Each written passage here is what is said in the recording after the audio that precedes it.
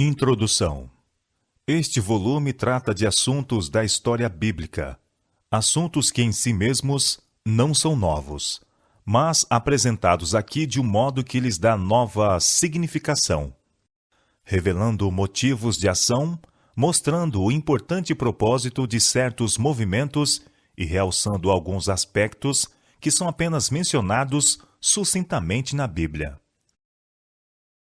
As cenas têm assim uma vividez e importância que tendem a causar impressões recentes e duradouras. É lançada tal luz sobre o relato bíblico que revele mais cabalmente o caráter e os desígnios de Deus, manifeste os ardis de Satanás e a forma pela qual será finalmente destruído o seu poder.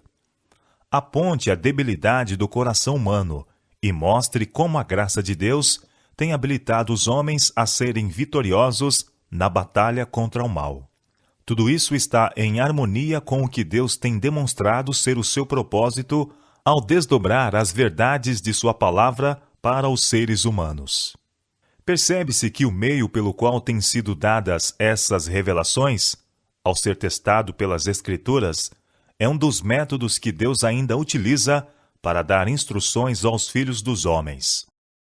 Conquanto agora não seja como no princípio, quando o homem, em sua santidade e inocência, recebia instruções pessoais do seu Criador, os seres humanos não são deixados sem um mestre divino que Deus proveu na pessoa de seu representante. Ouvimos, portanto, o apóstolo Paulo declarar que determinada iluminação divina constitui o privilégio dos seguidores de Cristo e que eles são iluminados ao se tornarem participantes do Espírito Santo. Hebreus capítulo 10, verso 32 e capítulo 6, verso 4. João também afirma: Vós possuís unção que vem do Santo. 1 São João capítulo 2, verso 20. E Cristo prometeu aos discípulos, ao estar prestes a deixá-los, que lhes enviaria o Espírito Santo como consolador e guia, para conduzi-los a toda a verdade. São João capítulo 14, versos 16 e 26. Para mostrar como essa promessa se cumpriria para a Igreja, o apóstolo Paulo, em duas de suas epístolas, faz a declaração formal de que certos dons do Espírito foram colocados na Igreja para sua edificação e instrução até o tempo do fim. 1 Coríntios capítulo 12, Efésios capítulo 4, versos 8 a 13, São Mateus capítulo 28, verso 20. E isto não é tudo. Diversas profecias bem definidas e explícitas declaram que nos últimos dias haverá um derramamento especial do Espírito Santo e que a Igreja, por ocasião do aparecimento de Cristo, terá tido, durante sua experiência final, o testemunho de Jesus, que é o Espírito de profecia. Atos, capítulo 2, versos 17 a 20 e verso 39. 1 Coríntios, capítulo 1, verso 7, e Apocalipse, capítulo 12, verso 17, capítulo 19, verso 10. Vemos nestes fatos uma evidência do cuidado e do amor de Deus por seu povo, pois a presença do Espírito Santo, como consolador, mestre e guia, tanto nos seus métodos de atuação ordinários como extraordinários, certamente é necessária à Igreja, ao enfrentar os perigos dos últimos dias, mais do que em qualquer outra parte de sua experiência. As Escrituras apontam para diversos meios pelos quais o Espírito Santo operaria no coração e na mente dos homens para iluminar-lhes o entendimento e guiar-lhes os passos. Entre estes, encontram-se as visões e os sonhos. Seria deste modo que Deus ainda se comunicaria com os seres humanos. Eis a sua promessa a este respeito. Ouve agora as minhas palavras. Se entre vós há profeta, eu, o Senhor, em visão a ele me faço conhecer, ou falo com ele em sonhos. Números capítulo 12, verso 6. Desse modo foi transmitido o conhecimento sobrenatural a Balaão. Ele disse, portanto, palavra de Balaão, filho de Beor, palavra do homem de olhos abertos, palavra daquele que ouve os ditos de Deus e sabe a ciência do Altíssimo, daquele que tem a visão do Todo-Poderoso e prostra-se, porém, de olhos abertos. Números capítulo 24, versos 15 e 16. Investigar o testemunho das Escrituras acerca da amplitude com que o Senhor tensionava que o Espírito Santo se manifestasse na Igreja durante o período de prova dos seres humanos constitui, portanto, uma questão de grande importância. Depois que foi elaborado o plano da salvação, Deus, segundo vimos, ainda poderia, pelo ministério de seu Filho e dos santos anjos, comunicar-se com os homens através do abismo causado pelo pecado. Algumas vezes ele falou-lhes face a face, como no caso de Moisés, mas, com mais frequência, por meio de sonhos e visões. Exemplos dessa comunicação se destacam por toda a parte do registro sagrado e abrangem todas as dispensações.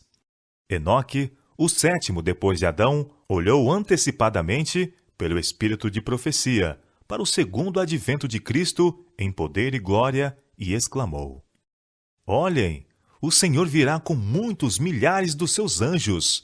São Judas, verso 14. Homens santos falaram da parte de Deus, movidos pelo Espírito Santo. 2 São Pedro, capítulo 1, verso 21. Se por vezes, quando declinava a espiritualidade do povo, a atuação do espírito de profecia quase parecia haver desaparecido, ela assinalou, porém, todas as grandes crises na experiência da Igreja e as épocas que testemunharam a mudança de uma dispensação para outra. Ao chegar à era que se distinguiu pela encarnação de Cristo, o pai de João Batista ficou repleto do Espírito Santo e profetizou. A Simeão foi revelado que, antes de morrer, ele veria o Senhor. E quando os pais de Jesus o levaram ao templo para a dedicação, Simeão foi ao templo, movido pelo Espírito, tomou o menino nos braços e profetizou algo a seu respeito. E Ana, uma profetisa, chegando naquele momento, falava dele a todos os que esperavam a redenção em Jerusalém. São Lucas capítulo 2, versos 26 e 36. O derramamento do Espírito Santo que acompanharia a pregação do Evangelho pelos seguidores de Cristo foi anunciado pelo profeta nestas palavras: E acontecerá depois que derramarei o meu Espírito sobre toda a carne. Vossos filhos e vossas filhas profetizarão. Vossos velhos sonharão, e vossos jovens terão visões. Até sobre os servos e sobre as servas derramarei o meu Espírito naqueles dias. Mostrarei prodígios no céu e na terra, sangue, fogo e colunas de fumo. O sol se converterá em trevas, e a lua em sangue, antes que venha o grande e terrível dia do Senhor. Joel capítulo 2, versos 28 a 31. No dia de Pentecostes, Pedro citou esta profecia na explicação da maravilhosa cena que ocorreu então. Línguas repartidas como de fogo pousaram sobre cada um dos discípulos. Eles ficaram cheios do Espírito Santo e passaram a falar em outras línguas. Quando os escarnecedores disseram que eles estavam embriagados, Pedro respondeu: Estes homens não estão embriagados, como vindes pensando, sendo esta a 3ª hora do dia. Mas o que ocorre é o que foi dito por intermédio do profeta Joel. Então ele citou, em essência, a profecia de Joel transcrita mais acima, substituindo, porém, a palavra depois por nos últimos dias, e fazendo com que a profecia dissesse o seguinte: E acontecerá nos últimos dias, diz o Senhor, que derramarei do meu Espírito sobre toda a carne. É evidente que foi somente a parte da profecia relacionada com o derramamento do Espírito Santo que começou a cumprir-se naquele dia, pois não havia velhos sonhando ali, nem jovens tendo visões e profetizando. E não apareceram então prodígios de sangue e fogo, e colunas de fumo. O sol não se escureceu e a lua não ficou vermelha como sangue naquela ocasião. Contudo, o que foi visto ali ocorreu em cumprimento da profecia de Joel. Outro sim, é evidente que essa parte da profecia a respeito do derramamento do Espírito não se exauriu naquela única manifestação, pois a profecia abrange todos os dias, daquele tempo em diante, até a vinda do grande dia do Senhor. O dia de Pentecostes constitui, porém, o cumprimento de outras profecias, além da de Joel. Ele cumpriu também as próprias palavras de Cristo. Em sua última mensagem aos discípulos, antes da crucifixão, Jesus lhes disse: Eu rogarei ao Pai, e ele vos dará outro Consolador, o Espírito da Verdade. São João capítulo 14, versos 16 e 17. Mas o Consolador, o Espírito Santo, a quem o Pai enviará em meu nome, esse vos ensinará todas as coisas. São João capítulo 14, verso 26. Quando, porém, vier o Espírito da Verdade, ele vos guiará a toda a verdade. São João capítulo 16, verso 13. E depois que ressuscitou dentre os mortos, Cristo disse aos discípulos: Eis que envio sobre vós a promessa de meu Pai. Permanecei, pois, na cidade, até que do alto sejais revestidos de poder. São Lucas capítulo 24, verso 49. No dia de Pentecostes, os discípulos foram, portanto, revestidos do poder do alto. Essa promessa de Cristo, assim como a profecia de Joel, não se restringiu, porém, àquela ocasião, pois ele lhes deu a mesma promessa sob outra forma, assegurando-lhes que estaria com eles todos os dias, até o fim do mundo. São Mateus capítulo 28, verso 20. Marcos nos diz em que sentido e de que maneira o Senhor estaria com eles, afirmando: E eles, tendo partido, pregaram em toda a parte, cooperando com eles o Senhor, e confirmando a palavra por meio de sinais que se seguiam. São Marcos capítulo 16, verso 20. E Pedro, no dia de Pentecostes, comprovou a perpetuidade dessa atuação do Espírito Santo, testemunhada por eles. Quando os judeus, convictos, perguntaram aos apóstolos: Que faremos? Pedro respondeu: Arrependei-vos, e cada um de vós seja batizado em nome de Jesus Cristo para a remissão dos vossos pecados, e recebereis o dom do Espírito Santo. Pois para vós outros é a promessa, para vossos filhos e para todos os que ainda estão longe, isto é, para quantos o Senhor nosso Deus chamar. Atos capítulo 2, versos 37 a 39. Isto certamente confirma a atuação do Espírito Santo na Igreja, mesmo em suas manifestações especiais por todo o tempo futuro. Enquanto a misericórdia divina convidar as pessoas a aceitarem o compassivo amor de Cristo. 28 anos mais tarde, em sua carta aos Coríntios, Paulo expôs perante essa igreja um argumento formal sobre essa questão, dizendo: A respeito dos dons espirituais, não quero, irmãos, que sejais ignorantes. 1 Coríntios capítulo 12, verso 1. Tão importante era para ele que este assunto fosse compreendido na igreja cristã. Depois de afirmar que, embora o Espírito seja um, há diversidades de realizações, e explicar quais são essas diversidades, ele apresenta a figura do corpo humano, com seus vários membros, para mostrar como a igreja se compõe de diversos dons e funções. E assim como o corpo consiste de várias partes, cada uma das quais desempenha uma função especial, e todas trabalham de comum acordo para a formação de um conjunto harmonioso, também o Espírito Santo atuaria na igreja, de diversas formas, para constituir uma corporação religiosa que funcionasse muito bem. Paulo prossegue, então, com estas palavras: A uns estabeleceu Deus na igreja, primeiramente apóstolos, em segundo lugar, profetas, em terceiro lugar, mestres, depois, operadores de milagres, depois, dons de curar, socorros, governos, variedades de línguas. A declaração de que Deus estabeleceu alguns na igreja denota algo mais do que o fato de que o caminho estava desimpedido para o aparecimento dos dons se as circunstâncias fossem favoráveis.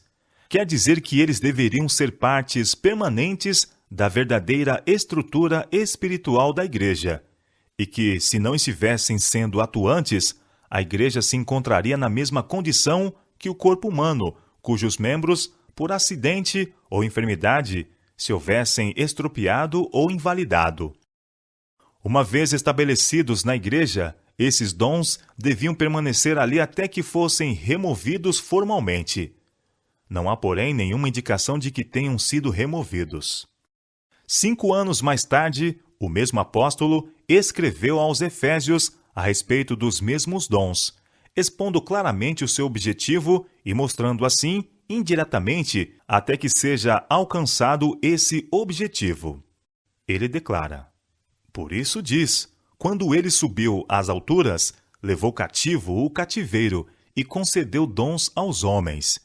E ele mesmo concedeu uns para apóstolos, outros para profetas, outros para evangelistas e outros para pastores e mestres, com vistas ao aperfeiçoamento dos santos para o desempenho do seu serviço, para a edificação do corpo de Cristo, até que todos cheguem à unidade da fé e do pleno conhecimento do Filho de Deus, à perfeita varolinidade, à medida da estatura da plenitude de Cristo. Efésios capítulo 4, verso 8 e versos 11 a 13. Na era apostólica, a igreja não atingiu a unidade apresentada aí, e logo depois desta era, as trevas da grande apostasia espiritual começaram a envolver a igreja, e certamente, durante essa situação de decadência, não foram atingidas a plenitude de Cristo e a unidade da fé. Nem serão atingidas até que a última mensagem de misericórdia tenha colhido, de cada tribo e nação, de cada classe da sociedade e de toda a organização do erro, um povo completo, em todas as reformas do Evangelho, aguardando a vinda do Filho do Homem. E, na verdade, se já houve alguma ocasião em sua experiência na qual a igreja necessitasse do benefício de todas as instrumentalidades estabelecidas para seu bem-estar e orientação, encorajamento e proteção, isso seria em meio aos perigos dos últimos dias, quando os poderes do mal, adestrados para sua nefanda obra pela experiência e o preparo, procurariam, mediante suas obras-primas de impostura, enganar, se possível, os próprios eleitos. É muito apropriado, portanto, que haja profecias especiais acerca do derramamento do Espírito Santo para o benefício da Igreja nos últimos dias. Na literatura do mundo cristão, é porém ensinado comumente que os dons do Espírito só se destinavam à era apostólica, que foram dados simplesmente para a implantação do Evangelho, e que, uma vez estabelecido o Evangelho, não haveria mais necessidade dos dons espirituais, estando eles, consequentemente, fadados a desaparecer da Igreja. Mas o apóstolo Paulo advertiu os cristãos de seu tempo dizendo que o mistério da iniquidade já estava operando e que depois de sua partida penetrariam entre eles lobos vorazes que não poupariam o rebanho, e também que dentre eles mesmos se levantariam homens falando coisas pervertidas para arrastar os discípulos após si. Atos capítulo 20, versos 29 e 30. Não poderia ser, portanto, que os dons colocados na igreja para protegê-la desses males estivessem prestes, quando chegasse esse tempo, a desaparecer, como se houvesse realizado seu objetivo, pois sua presença e ajuda, nessas circunstâncias, seria mais necessária do que quando os próprios apóstolos estavam no palco da ação. Na carta de Paulo à igreja de Corinto, encontramos outra declaração, a qual demonstra que o conceito popular da duração temporária dos dons não pode ser correto. É o seu contraste entre o atual estado imperfeito e a gloriosa condição imortal a que finalmente chegará o cristão. Nos versos 9 e 10 de 1 Coríntios capítulo 13, ele diz: porque em parte conhecemos, e em parte profetizamos. Quando, porém, vier o que é perfeito, então o que é em parte será aniquilado. Ele ilustra mais ainda o estado atual, comparando-o ao período da infância, com sua fraqueza e imaturidade de pensamento e ação, e a situação perfeita, a condição de uma pessoa adulta, com sua visão mais clara, maturidade e força. E inclui os dons entre as coisas que são necessárias na situação atual e imperfeita, mas que não precisaremos mais quando chegar o estado de perfeição. Agora, diz ele, vemos como em espelho, obscuramente. Então veremos face a face. Agora conheço em parte, então conhecerei como também sou conhecido. Verso 12 do capítulo 13 de 1 Coríntios. Em seguida, ele declara quais são as virtudes adaptáveis à condição eterna e que existirão ali: a fé, a esperança e o amor. Estes três, porém o maior destes é o amor. Isto explica o que é declarado no verso 8. O amor jamais acaba. Isto é, a virtude celestial do amor durará para sempre. Ele é a suprema glória da futura condição imortal dos seres humanos. Mas, havendo profecias, desaparecerão. Chegará o tempo em que as profecias não serão mais necessárias, e o dom de profecia, como um dos meios de ajuda na igreja, deixará de ser exercido. Havendo línguas, cessarão. Isto é, o dom de línguas não terá mais utilidade. Havendo ciência, passará. O conhecimento, não na forma abstrata, mas como um dos dons especiais do Espírito Santo, tornar-se-á desnecessário pelo conhecimento perfeito de que seremos dotados no mundo eterno. Pois bem, se adotarmos a posição de que os dons cessaram com a era apostólica, porque não eram mais necessários, estaremos dando a entender que o período apostólico foi a época fraca e infantil da igreja, em que tudo era visto como em espelho, obscuramente. Mas a época que se seguiu, na qual apareceriam lobos vorazes que não perdoariam o rebanho, e em que, até mesmo na igreja, se levantariam homens falando coisas pervertidas para atrair discípulos após si, foi um período de perfeita luz e conhecimento, no qual desaparecera o conhecimento imperfeito, pueril e obscurecido dos tempos apostólicos. Pois importa lembrar que os dons só cessam quando é atingido um estado de perfeição, porque isso faz com que não sejam mais necessários.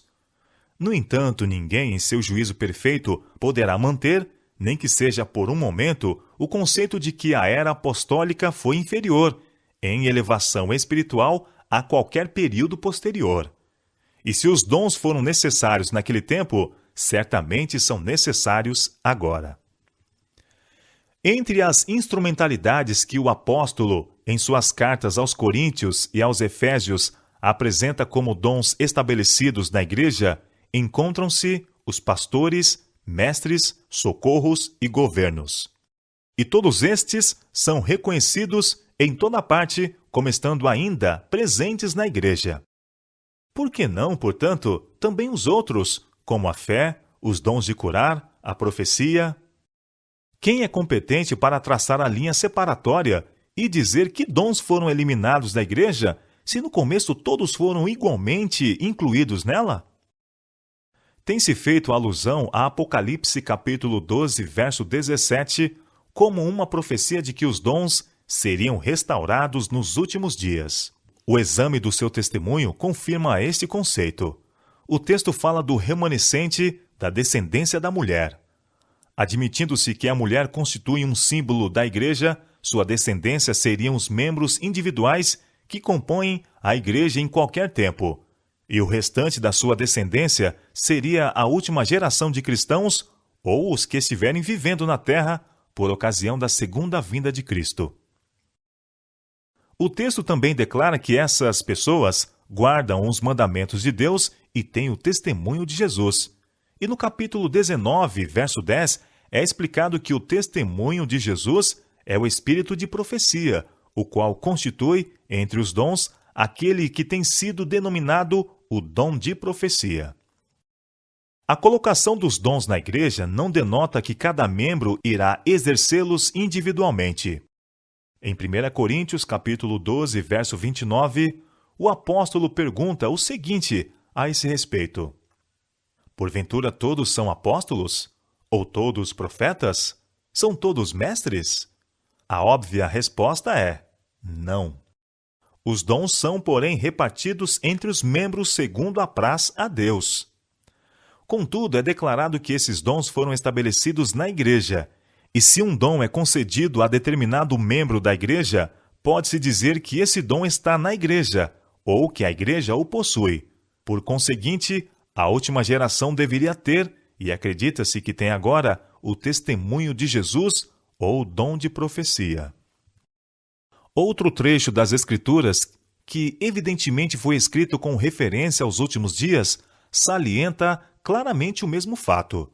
1 Tessalonicenses capítulo 5. O apóstolo inicia o capítulo com estas palavras: Irmãos, relativamente aos tempos e às épocas, não há necessidade que eu vos escreva, pois vós mesmos estáis inteirados com precisão de que o dia do Senhor vem como ladrão de noite. No verso 4, ele acrescenta: Mas vós, irmãos, não estáis em trevas, para que esse dia como ladrão vos apanhe de surpresa.